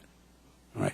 Much of that money will actually not be spent until the end of the fiscal year, because that's the way it works. Most obligations of contracts or grants tend to take place in the last 3 months of a year. So we're talking about July, September, October, and August and September of 2014. Excuse me. Nobody in this room knows what the unemployment rate is going to be, which programs are going to show up with serious management flaws in that time frame. And that's the time frame we're working on now, and we are talking about extending that another 12 months. I don't think that's good management. I don't think that the board of directors of this organization, which is the Congress, should give the executive branch that much latitude. Now, I would say the record of the states is much less mixed than I have heard described in this room. At the end of World War II, there were only 4 states that had annual budgets. The last time in 2000, when the hearing was held, I helped work on testimony, and it had risen to 29 states. It's now 31 states that have moved from biennial to annual budgeting. So they recognize that they can't see that far in the future, that they're giving some agencies too much money and other agencies not enough money to provide vital services. Now, the other thing I would say about that is look at what's happened to the Congress in the last 10 years. The last time, 12 years ago, when this hearing was held, Congress was doing a pretty good job holding to an annual budget. In the 10 years that preceded that hearing, we had $100 billion in supplemental appropriations over that period. Now, that's probably too much. Half of that was the Gulf War, which was money that was paid back into the Treasury. But even if you count the money that was paid back, we only had about $100 billion, which was about 2% of all discretionary spending. What happened in the decades since then when we were looking at biennial budgeting? We went to biannual budgeting. In fact, you might even say we went to bi-monthly budgeting. This committee reported 29 resolutions waiving points of order under the Budget Act for supplemental appropriations that amounted to $1 trillion in the last 10 years, about $100 billion a year, 10% of discretionary spending every year. I don't know why anybody would be worried about when the budget resolution is passed, given the lack of deference that's given to that resolution in this body. We have just simply walked right past the budget resolution. We have no plan. We simply appropriate what we think we need, and then if we need more, we appropriate more. That's the way we've operated in the last. And part of that, I think, was just an abusive process. We should have gotten away from that. But part of it is an awful lot of these things can't be seen that far in the future. I worked for a long time when I was here on trying to improve the computer system at the FBI. On 9/11, they couldn't send digital photographs to their field offices. Now, we put millions and millions of dollars into that system, and it took years to get off, and it's still struggling. Those kinds of programs need to be looked at all the time, and they need to be funded on a year-to-year basis, and they need to be cut when they're not ready. Mr. Young talked about the need to give multi-year funding to the Defense Department. The best thing that the Appropriations Committee did the entire time I served on it was when Jerry Lewis cut the F-22 significantly. Now, it wasn't that we lost planes. It was we sent a warning shot to the Air Force, straighten this program out or you're going to lose it. And we have a much better plane today because the Congress did that. Now, the third thing I want to talk about is the balance of powers and the role of the Congress. I think that's a much bigger issue today than it was 12 years ago. I think the Congress is really failing to play its role under the Constitution. And I think the deep concern that the Founding Fathers had that the executive branch could get away from the American people, and the reason they created a Congress and gave them this power was very well justified, and justified by what the executive has done over the last decade. And if there's one thing that I would like to leave with the committee, is the fact that the power of the purse is relatively meaningless unless the Congress knows exactly what the money that they're appropriating is being spent for, and today I do not think that's true. I'm amazed at how much the view that the executive branch is a benevolent partner in this relationship. That has, in my experience, and we've had 9 presidents since I was first an intern on Capitol Hill, and none of them was anxious to share information with the Congress. It was hard fought all the time, every time, and it was particularly hard fought on programs that were in trouble, programs where there was a disagreement between the Congress and the executive branch. And I think it's gotten worse, not better. I think the last administration was outrageous in their willingness to just absolutely deny information that the Congress deserved, and I wish that I could say there had been more improvement under this administration. I'm doing a project with somebody outside for the Center for American Progress on the information available to budget makers, both in the executive branch and the legislative branch. And one person, a senior staffer on the House Appropriations Committee, told us in the interview we did, "I am struck with how little useful information the committee now gets in making funding decisions. We are getting more and more pages. There has certainly been no decrease in the number of pages, but the amount of useful information is really very little." And in referring to one agency, said, "It is essentially a $10 billion black box." Now, if we have that problem with year-to-year annual appropriations, I think that problem is going to get a lot worse. Think about the schedule that you're going to have. A member gets elected in November. He comes here in January to be sworn in. In February, he gets the president's budget. In March and April, he's got an opportunity to comment to the Appropriations Committee. In June, he votes on the budget, and he's done. Why does anybody in the executive branch need to call him after that? A lot of these people, these agency heads that you're talking about, they're going to be gone by the time you get reelected. And, you know, my experience is they're not very cooperative at all, even when they know that you have a chance to go after them. The fact that we haven't been going after them often enough is the reason that it's gotten worse, in my judgment. So I think that's, there are many areas of reform that we need to look at. The system clearly is not working the way any of us would want to, but I don't think the biennial budget is the road to go down. Thank you.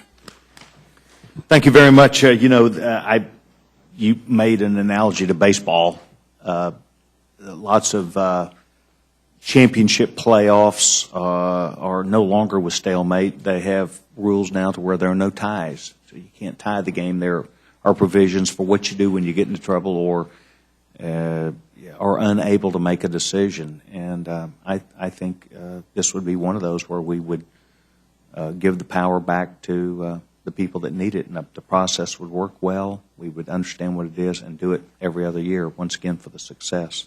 Thank you very much, both of you, for your testimony. Mr. Dreyer. Thank you very much, Mr. Chairman. Thanks to both of you for being here, and thanks, Ms. McGinnis, for your support of our effort here. And I'd like to just engage Mr. Lilly, if I might, for a moment. First, I disagree with a number of the arguments you've made. First of all, no one in this panel, Democrat or Republican, has claimed that the states have been the perfect example of this. I don't know how you came to the conclusion that something is coming from this panel. I went through the fact that there has been an exchange, a give and take on that, and some states have moved from annual to biennial, back to annual. Some have moved from biennial, annual, back to biennial. My only point was that a lot more have moved from biennial to I understand that. I understand that. But the fact is there has been this fluidity, and we did it as an example of If you look at large states like Texas and Ohio, I mean, there are a number of large states, and I know that there's this notion that it's only small states that have been involved in this, and that's not accurate. The other thing that I would say is that I think that you're wrong in claiming that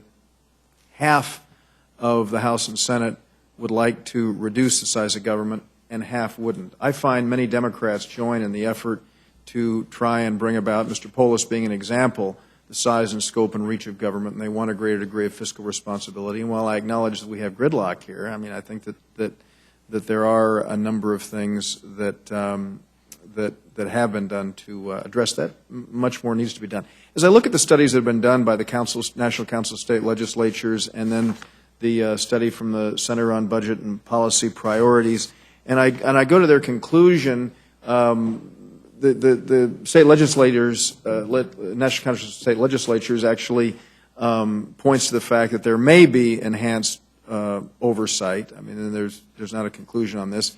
And similarly, the other group here, the Center, talks about the idea of a pilot program. What reaction do you have to what I threw out here of maybe just taking and building on what Mr. Young had talked about? Because, I mean, I think I've made it pretty clear. I don't see this as a panacea. I don't believe that all of the budget challenges that we have, I don't believe that the problems that exist out there are all of a sudden going to be solved if we do move to a biennial process. But I do think that, again, back to what I started with, the Einstein quote, we've been doing this since 1974. You have to acknowledge that the 74 Budget Impoundment Act has not worked. And, you can point to the Senate. Listen, Kent Conrad is one who, again, was a virulent opponent, I mean, to this notion. He believes that this would go a long way towards doing it. And I understand the power of the hold and the changes of the rules in the Senate that need to be addressed. But I do think that for us to explore this by taking some incremental steps, which is what I've thrown out on the table as an alternative, this is something that would be worthy. What thoughts do you have of our trying to look at that? Well, first of all, I think that the multi-year funding is actually more prevalent than even Mr. Young. I can't think of any time that we've funded an aircraft carrier that we didn't put the whole amount down, and that money spent out over 5 years. If you go to the Public Buildings Office at the General Services Administration, one of the problems we have right now is this Congress cut back the leasing funds, and they have multi-year leases, so they're going to have to pay cancellations simply because it changes. I don't think that's a good thing. I think the Appropriations Committee ought to recognize that they're going to face those problems when they do that. It's not going to lessen when you have a multi-year or a single year. But an awful lot of procurement is multi-year. An awful lot of the contracting the government does is multi-year. It's pretty sensible most of the time, although I think you can find areas where it's not. One area that I think is that this addresses that could be very important is when we fail to pass appropriation bills on time and we let it go into January, February as we did then, when the money is finally apportioned by OMB, agencies have about 6 months to obligate that money. That's not enough time to go through the regular contracting process.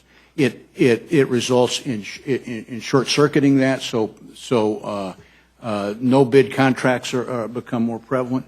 It doesn't allow as good a review of grant applications as you should have. And so I think we should try to address that. My feeling is that the best way to address that is to put more pressure on the Congress to finish appropriations in time. The problem with going multi-year on the things that we don't already is you tend to start getting into controversial issues when you do. Well, would there be particular areas that you think we might be able to explore it that would be better than others? Let me give you an example of an information problem we have and a problem with implementation. You take the Bureau of Prisons. Mm-hmm. Now, that ought to be something. We kind of know how many cases are in court. We know what the prison population is likely to grow. We have repeatedly appropriated less money than we needed there. Now, the reason is the Justice Department doesn't allow that information to be transmitted because they don't want to allocate that much money to the prisons. They want to keep it for initiatives that the Attorney General has. So we end up with undercutting. This has been verified both in GAO studies and the appropriations staff studies, that in fact Bureau of Prisons knew exactly what they wanted. Sure, we ought to just put them on pretty much automatic pilot and say this is something that we could go through down the years. But there's an awful lot of manipulation of the numbers there, and I think that manipulation is likely to continue whether you have biennial budgets or annual budgets. We fail to anticipate their needs in an annual budget. I just wondered if you might think about, for us as we look at possibly taking an incremental approach to this, if you might think about areas where we could address some of your valid concerns. I share your concern about economic prognostication and the economic conditions for the future. I mean, I do think that, some people say we'll have more continuing resolutions if we proceed with the biennial process. Well, you know what? I mean, we have continuing resolutions now.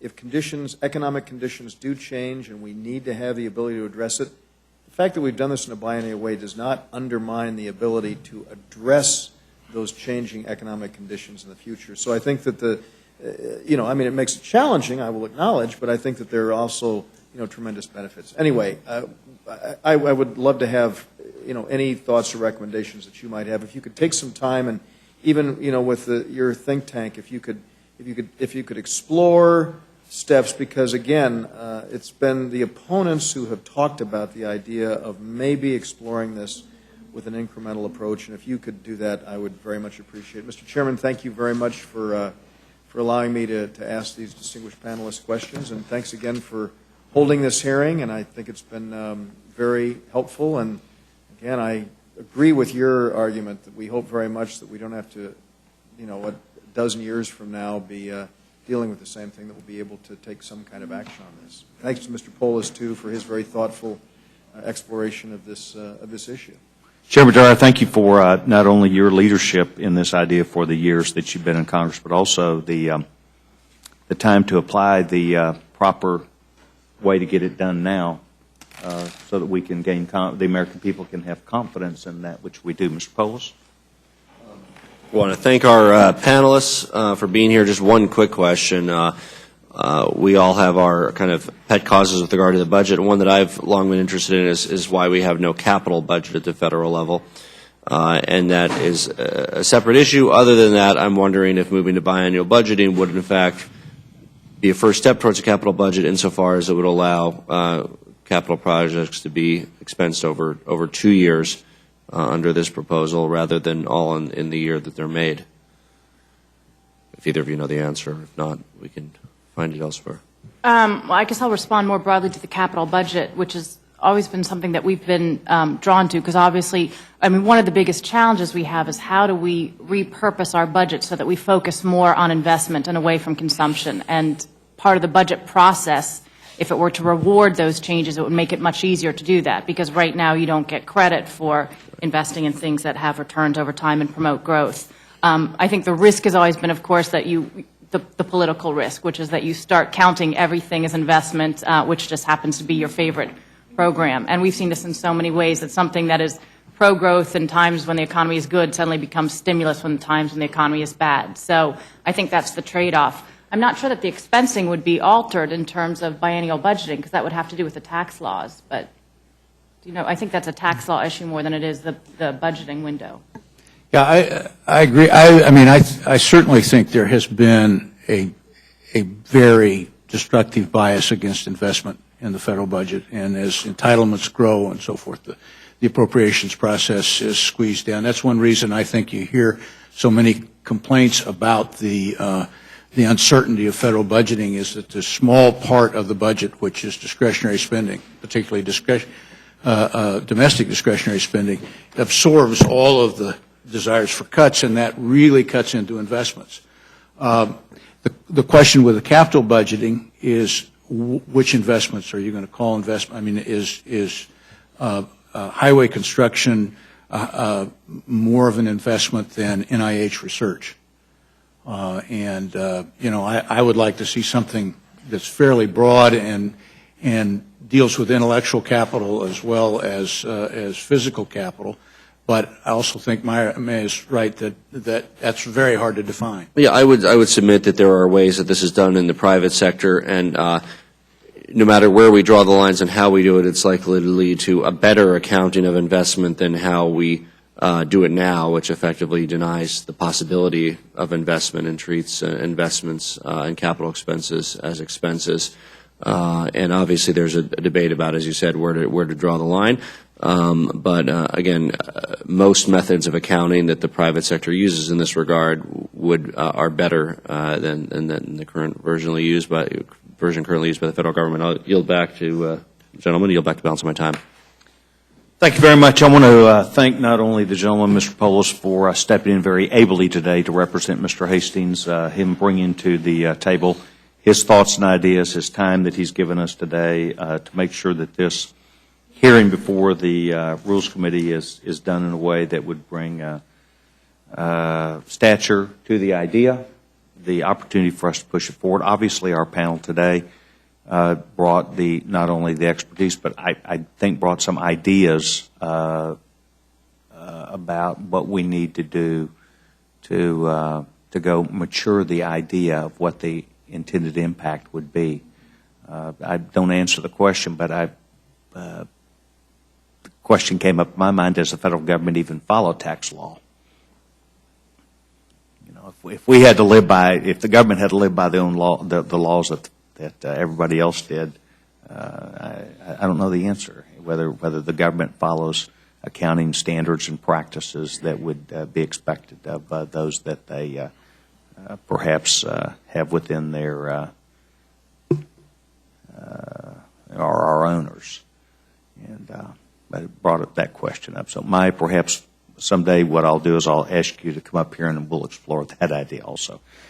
I want to thank this entire panel for being here. Ms. McInnes, Mr. Lilly, your statements, we'd like to take them without objection. We'll include those, not just your words, but whatever you brought today. I would request to revise and extend. I've found some typos that need to be straightened. I would allow the gentleman to do that. As has been noted earlier, we're going to hold the record open for 5 days, allowing other members to have that opportunity. I'd also like to, without objection, bring in a statement from the Bipartisan Policy Center and also Citizens Against Government Waste, who have asked that their ideas be presented as part of the record today. On behalf of the committee and the subcommittee, I want to thank each of you for being here today.